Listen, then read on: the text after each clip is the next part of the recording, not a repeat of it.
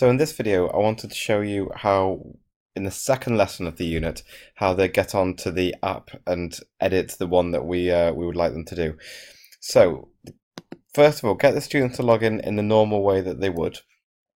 So I've set up this demo class, so they would, on their login cards, they've got a URL on the login cards. They just follow this and pick their name, enter their keyword, so cool feel was the one for this one, the secret words, and sign in.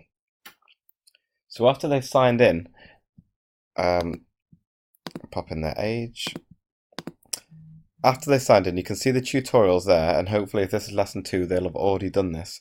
So from this point onwards, they kind of ignore the tutorials and they follow the link as in the presentation. So I'm just going to copy this and put that in a new tab, and it will recognize that they're already logged in under their normal account, and they should be able to access the app.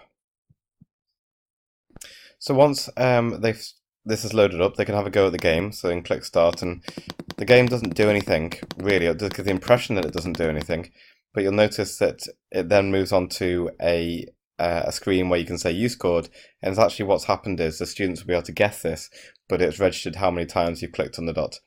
So what we can do then is we can click on view code. They can have a look at the project itself. They can't change anything from the screen, but they can see the code, which links to the earlier work that they did, and they can go back to their presentation and see whether or not their predictions were accurate. Then after they've done that, you can see it's recognized that I'm logged in here.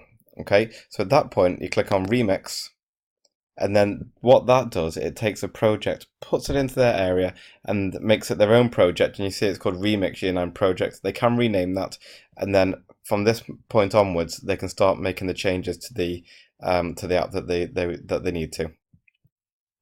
So the two tasks that the students have to complete with this is they have to change the appearance of the home screen to make it look a little bit nicer.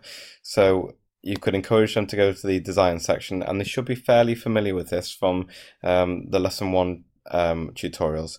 But they can click on this, they can change the color, they might want to put a picture in, they want to change the color of the button, they can maybe set a set of instructions about how to play. So all those things are available to them, but if they run it as it is, the game will, as it stands, run. So the next part of the challenge is to actually make the second screen do something with the button so that it moves. Now hopefully students will be able to look at this, okay, and recognize that there is an on-event, that when dot 1 is pressed with the mouse down, the score changes.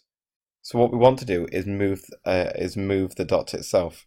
So if we look at the presentation again, I've created a short little video, and if you click on that, it doesn't do much apart from the fact that it gives them a hint about what block they might need, and how it slots in. I'll just play that again.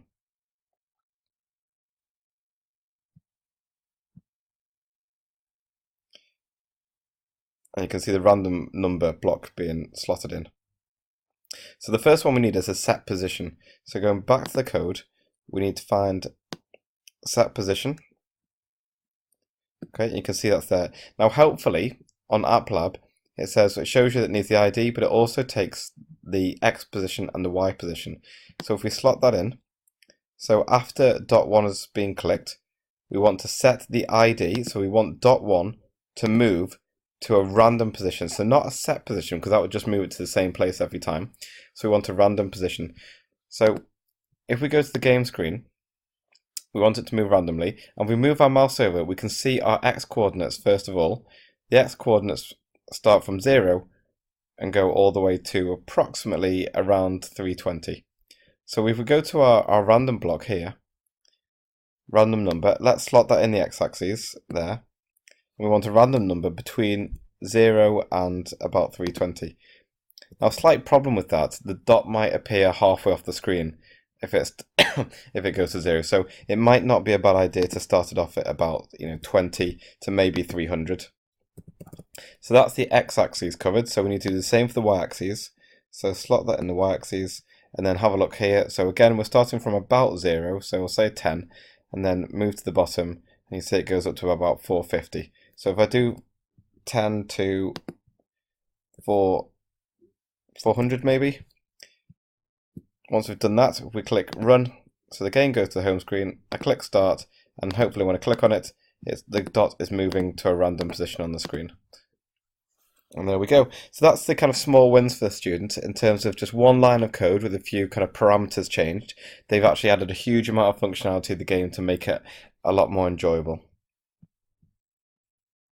The following lesson, I would recommend that the students log in this exactly the same way. So first of all, they go to the direct URL, they find their way into this section, but the next lesson, they might want to start building their app. So at that point, they go to create, and they go to App Lab here,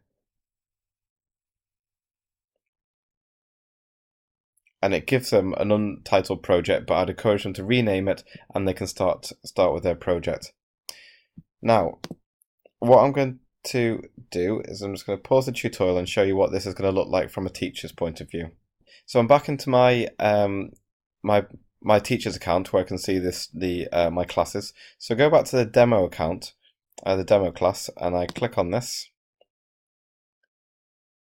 Okay, you'll see this is how far everyone's got with the tutorial. Now, obviously, they haven't done any of the tutorial, but it would show kind of a green box to how much they've completed it.